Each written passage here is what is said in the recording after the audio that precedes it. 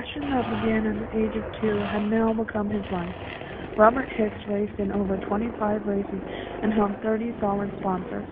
He has put over $60,000 into the sport, but his childhood dream pushed him harder and harder each day. He even was said to have the potential to make it to the biggest amateur championship for the best riders in the nation, the Loretta Lynn.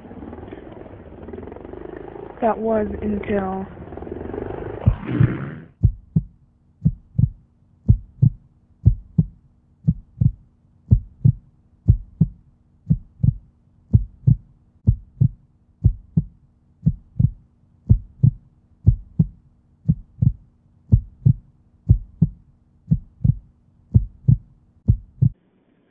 After overshooting the 100-foot triple, Hicks' face smashed his handlebars, and suddenly his legs went numb.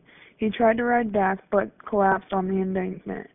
He was rushed to the hospital by his sister. That's when he was told what no motocross rider wants to hear. There was a 90% chance he'd be paralyzed for life.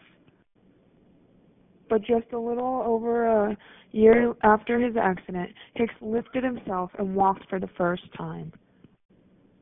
Since then, Hicks has trained his body to make it stronger and can walk on his own.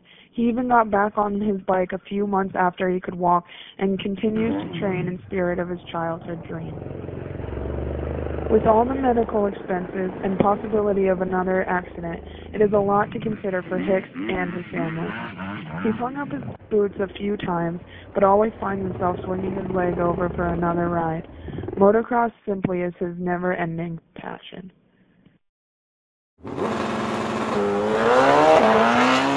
Hicks, I shattered both my ankles in 2013 training for Loretta's. It was a long road to recovery. It took me a year. I was off in a hospital and unable to walk. Recovery process it took a long time, honestly. Still not fully healed. I go to the doctors every couple months to get cortisone shots in my ankles. As far as normal routine, I'm in pain every day. Cold days, my ankles lock out on me. It's hard for me to walk. I go to the gym just to try building my body back up. I'm never going to be the same. I've done damage to my feet that normal accidents you wouldn't have. As far as me getting back on the bike, and next year I plan on racing the 25 up class. I've been slowly progressing onto the bike and just training. I work 40 hours a week now, so most of my time is my job.